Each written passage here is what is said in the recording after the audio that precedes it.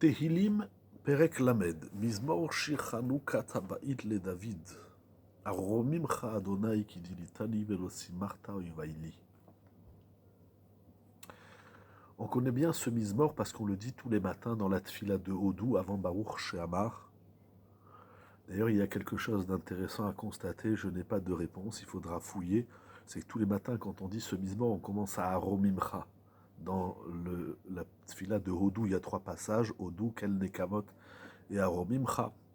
On lit ce Mizmor, mais on ne dit pas le premier verset. Je ne sais pas pourquoi. Alors ce Mizmor qu'on dit tous les matins, il est de coutume c'est le Mizmor de Hanouka. Pendant la fête de Hanouka, on dit ce Mizmor. Bien que Rashi dans Teilim, il ramène au nom de la Psikta, Zuta, qui dit que tout ce Mizmor est commenté sur Mordechai, Esther et Haman. Il y a toute une discussion entre ces 3 personnages qui est inscrite ici dans ce Mizmor. Alors c'est le Mizmor de tous les matins, c'est le Mizmor de Hanouka, c'est le Mizmor de Purim. C'est intéressant, qu'est-ce qu'il peut y avoir dans ce Mizmor?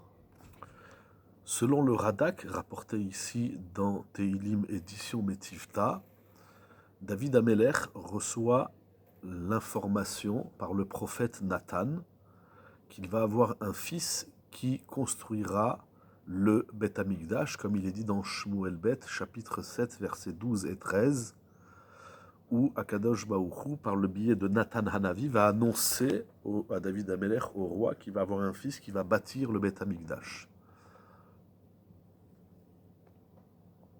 Mais les ennemis de David Amelech n'ont pas donné de crédit à cette information. Et même après que Shlomo Amelech est né du couple, donc David Amelech et son épouse Bathsheba, ils n'ont pas cru que Shlomo allait régner et bâtir le Beth Amikdash. Et cela parce qu'il se disait que David Amelech, lorsqu'il épouse Bathsheba, c'était Be'avera, puisqu'elle était autrefois l'épouse de Uriah. Alors, il va y avoir Adonia, un autre fils de David Amelech, qui va tenter d'être le roi, et cela va échouer. Et suite à l'échec de Adonia de vouloir régner, le peuple va comprendre que la faute de David Amelech lui a été complètement pardonnée, et que ça vient bien d'Akadosh Baruch Hu, que cette annonce faite par Nathan Hanavi, que son fils Shlomo Amelech régnera à la place du roi David, et il bâtira le Beth Amikdash. Et donc David Amelech a composé ce Teilim dont il annonce la construction, Chanoukat Habayit, qui annonce la construction du Beth Amikdash. Selon le Even Ezra, il a même souhaité, ordonné même, que ce Mizmor soit dit pour la construction du 2e, voire du 3e temple. Donc c'est un Mizmor qui va accompagner toute l'histoire des différents Beth Amikdash qu'on aura dans l'histoire.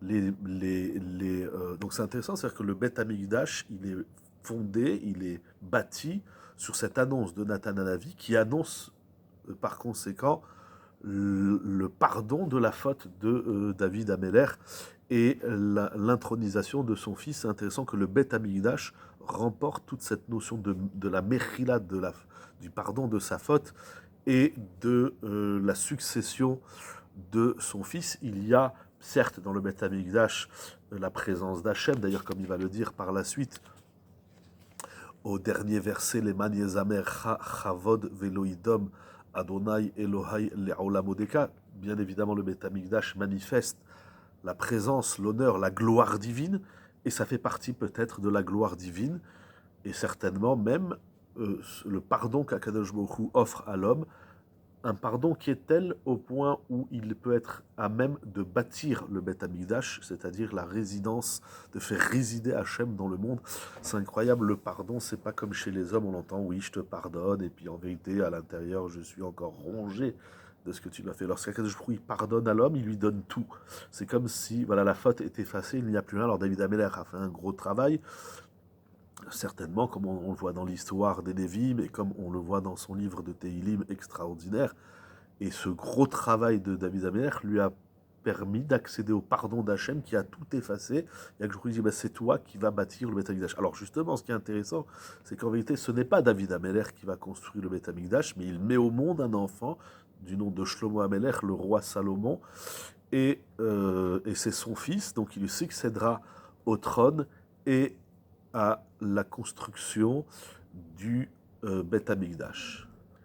Donc justement, ce qui est très intéressant, c'est que David Améler, il ne va pas bâtir le Beth Amikdash. Alors, il le bâtit à travers son fils, c'est déjà énorme, bien évidemment. Et donc, ça témoigne du pardon de la faute qu'il reçoit. Et comme on a dit, lorsqu'Hachem, il offre le pardon à l'homme, il lui donne la possibilité de bâtir la plus belle des bâtisses. C'est une idée incroyable. Alors, il y a une idée très intéressante dans la Mechilta, dans le Midrash, qui pose la question pourquoi le Beth Amikdash porte le nom de David Améler, puisqu'il dit Mizmor Shi Chanukah Tabaït les David. Il aurait dû se suffire de dire Mizmor, voici le cantique, le chant, Chanukah Tabaït, de l'inauguration de la bâtisse. Pourquoi le Beth Amikdash porte le nom de David Améler, alors que ce n'est pas lui qui l'a ni construit, ni bâti, ni inauguré? Le Midrash nous dit que David Améler, il a donné son âme littéralement. Natan nafsho alav livnoto nikra al shemo. Ça veut dire que le Beth Amikdash témoigne de ce dévouement, de cette volonté, de ce désir profond qu'il avait David Améler pour construire le Beth Amikdash. Donc même si au final ce n'est pas lui qui le construit, ce n'est pas lui qui l'inaugure, mais puisqu'il a éprouvé durant toute sa vie, plusieurs fois, les Midrashim expliquent que plusieurs fois il a demandé à Kadosh Baruch Hu, laisse-moi construire le Beth Amikdash. Il y a une raison à laquelle pourquoi ce n'est pas lui qui le construit au final. Ce n'est pas le sujet de ce Mizmor, mais puisqu'il a voulu, il a exprimé sa volonté de construire, de bâtir la bâtisse d'Akadosh Baruch Hu, et il va poser les premiers éléments, les premières pierres qui sont les fondations du Beth Amikdash, qui sont d'abord son fils va devenir roi, et il va même indiquer à son fils la façon et l'ordre dont il doit le construire. Alors le Beth Amikdash porte son nom. C'est une idée intéressante que même si l'homme n'a rien fait, entre guillemets, de concret, mais puisqu'il s'est donné, il s'est dévoué, Nathan et Nafsho Alav, alors l'œuvre porte son nom. Dans Metivta, il rapporte le commentaire du Al-Shich HaKadosh qui dit quelque chose d'incroyable. Pourquoi il dit Mizmor les David, Mizmor Shichanukah Tabaït, les David. Pourquoi David Améler, il parle de lui ici dans ce Mizmor, où d'ailleurs il parle de la Simcha, comme nous avons dit, à Farta Mispedi, l'avant-dernier verset, à Farta Mispedi les Macholi. On va revenir tout de suite sur ce verset. Mais le Al-Shich HaKadosh dit que David Améler, ce chant, il l'a chanté. Et peut-être même, certains expliquent qu'il a usé d'instruments de musique, comme on a vu déjà dans plusieurs psaumes. Pourquoi était-il important de dire précisément ici qu'il chante et qu'il joue de la musique pour chanter ce psaume? Il dit le Al-Shich HaKadosh que David Améler, il dit « Je chante le chant de l'inauguration du Beth Amikdash, quand bien même je sais que le Beth Amikdash ne sera bâti et inauguré seulement après ma mort, et je ne m'en attriste pas. » Ça veut dire que lorsque l'homme recherche la gloire divine, et c'est ça l'objectif, c'est ça la finalité, cette gloire divine, elle doit passer parfois par les premiers éléments que l'homme place, mais ce n'est pas lui qui va voir l'œuvre finie.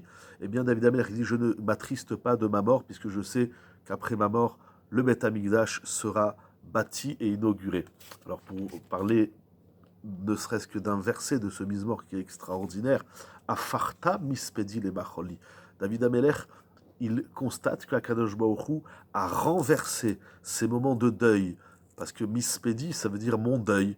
Tu as transformé mon deuil en joie. Les machol li. Puis tartasaki, tu as ouvert littéralement mon sac. Le sac, c'est le vêtement que portent les endeuillés.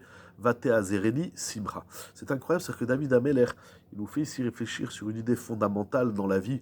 Certes, on voit des événements qui, d'ailleurs, nous souhaitons qu'ils disparaissent, mais Akadosh Baruch Hu, il envoie à l'homme des moments difficiles, des épreuves, et l'homme prie pour avoir une certaine souplesse ou carrément une yeshua, une délivrance de ces épreuves, de ces moments difficiles qu'il vit dans la vie. Mais David Améler, il prie pour que le esped et le sac, c'est-à-dire que pour que l'élément du deuil et l'élément du drame, il soit lui-même l'élément de sa joie, que son deuil se transforme en joie. Hafarta mispedi le macholi, c'est un pasouk qui est incroyable, et c'est une fila qui est très puissante. C'est-à-dire que dans la vie, il n'y a pas le tov et le ra, mais ce qui nous semble ra, ben nous prions. C'est-à-dire il n'y a pas le bien et le mal, il y a ce qui nous semble être bien, ce qui nous semble être mal. En tout cas, ce que l'homme vit mal, parce que des fois ça fait mal, c'est douloureux. Eh ben, l'homme doit prier pour que cette douleur se transforme en simra, que la douleur, elle soit pas seulement le déclencheur de la simra, mais qu'elle se transforme en simra, comme la Gemara dit. Il y a un homme qui devait voyager, et avant de prendre le bateau, donc il marche, il se dirige vers le port, et il marche sur des ronces, et il se blesse, et du fait qu'il s'est blessé, il ne peut plus avancer, et donc il rate le bateau. Et voilà que quelques jours après, il entend que le bateau a malheureusement coulé. Alors il se réjouit de s'être pris des ronces dans les pieds. Alors c'est dramatique pour ceux qui ont coulé, bien évidemment, mais en tout cas, lui, il s'en réjouit. C'est sur le moment même, l'homme, il vit des événements douloureux, des événements difficiles, mais parfois c'est cet événement qui le sauve d'un drame qui est plus important. Mais ici, ça va bien plus loin, parce que la ronce, elle devient elle-même la simcha, la joie. C'est incroyable, il faut encore réfléchir sur ce passage. Je dis toujours, des fois dans la vie, nous arrivent des événements, on dit oh là là, qu'est-ce qui m'arrive et tout. Et puis avec le temps, on dit heureusement que ça m'est arrivé.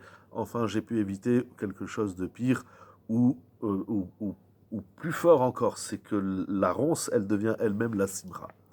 Alors, selon le Sefer Akadmod, la ségoula du Mizmor Lamed, les Hatzliach Bedin, c'est-à-dire que si une personne, elle a un litige, elle doit aller au tribunal, que ça soit de prime abord dans un Beddin, eh bien on ne sait jamais comment ça va se terminer, si ça va se terminer en positif, si on va gagner, si on va perdre l'affaire, si on va perdre le jugement. Eh bien il est bon de réciter ce psaume. Alors encore une fois, c'est intéressant parce que dans ce psaume, il y a le pardon. David Ameler, il a commis une faute entre guillemets qui s'appelle Bathsheba. C'est pas la première fois qu'on en parle, c'est un sujet extrêmement délicat de l'histoire du Tanakh et plus particulièrement de l'histoire de David Ameler. Mais au final, il a eu le pardon, et il a eu non seulement le pardon, il a eu la possibilité d'avoir un enfant aussi grand que Shlomo Ameler, qui est le bâtisseur du Beth Amikdash, et également dans ce passage que nous avons dit, à Fartam Ispedi, tout le Mizmor, il est extraordinaire, à Romim, Hachem qui dit litani, Hachem, je te louerai, je te glorifie, je t'élève même, à Romim, je t'élève. C'est incroyable qu'on peut, entre guillemets, élever Dieu, qui dit litani, parce que tu m'as élevé, tu m'as pris de très bas, dit litani, tu m'as pris de tout en bas et tu m'as monté très haut, et tu n'as pas laissé mes ennemis se réjouir. Hachem, mon Dieu, j'ai prié vers toi, Shivati Elecha, j'ai prié et tu m'as guéri, Vatir Paeni. Avant la tfila, l'homme il est comme un malade, et avec la tfila, eh bien, il trouve remède, et il trouve espoir de sa maladie, il guérit. Donc David Ameller parle aussi de la tfila, Hachem Heilita min Sheol nafshi. Tu as fait monter mon âme du Sheol, c'est-à-dire de la Gehen, du Geinom, en pardonnant ma faute. Chiyitani miyardibor, tu m'as fait vivre alors que j'étais déjà au fond du gouffre du Geinom. Et d'ailleurs, c'est écrit dans les Rishonim que la tfila est supérieure au sacrifice, parce que David Ameller, puisqu'il a fauté, encore une fois, entre guillemets, hein, c'est un très, très, très grand sujet, la souilla de Bathsheba, mais David Ameller, quand on commet une faute, il y a certaines fautes, surtout lorsqu'elles sont faites consciemment, c'est-à-dire bémézid, on ne peut pas amener de sacrifice, mais lorsqu'on prie, eh bien, on a le pardon, même des fautes qu'on aurait commises bémézid. Donc il continue dans tous ces psukim. Donc là aussi, tu m'as fait monter du Geinom, tu m'as sorti de l'abîme du Sheol. Donc ça rejoint cette idée que celui qui a un litige et qui doit se trouver au tribunal, eh bien, Akadosh Baruch Hu, il lui donne la délivrance. Qui rega be'apo. C'est-à-dire que la colère d'Akadosh Baruch Hu ne dure qu'un instant. Chaim mirtsono, Akadosh Baruch Hu, il veut donner la vie, offrir la vie à l'homme. Ba'erev yainin bechi, et quand bien même l'homme il pleure le soir avant d'aller dormir, si chazve shalom il a des problèmes, eh bien il se lève le matin, vela bokerina. David Ameler, il se dit, si j'ai des problèmes, c'est maximum jusqu'à demain matin. Demain matin déjà, je chanterai. Il a l'espoir proche. C'est pas un espoir lointain, mais c'est un espoir proche. Ça veut dire, je sais que d'ici demain matin déjà, je louerai je chanterai Akadosh Baruch Hu. Il y a encore d'autres psukim très intéressants. Et donc les man yezameh chachavod, et tout cela, la finalité, c'est de pouvoir chanter la gloire divine, veloïdom. Ça veut dire afin que je puisse chanter à Kadosh Baruch Hu par mon nefesh, par mon âme intérieure, qui elle ne reste jamais silencieuse, elle est toujours pleine d'émotion et de gratitude envers Akadosh Baruch Hu. Et d'ailleurs, Hachem Elokai Leolam Odeka, Akadosh Baruch Hu, je te louerai et te remercierai pour l'éternité. Ça veut dire aussi dans ce monde-ci et dans le Olam Abba. Qu'Akadosh Baruch Hu amène la simcha à tout le monde, Be'ezrat Hashem, pour tout le clan Israël, pour la gloire d'Akadosh Baruch Hu, pour le psaume numéro 30.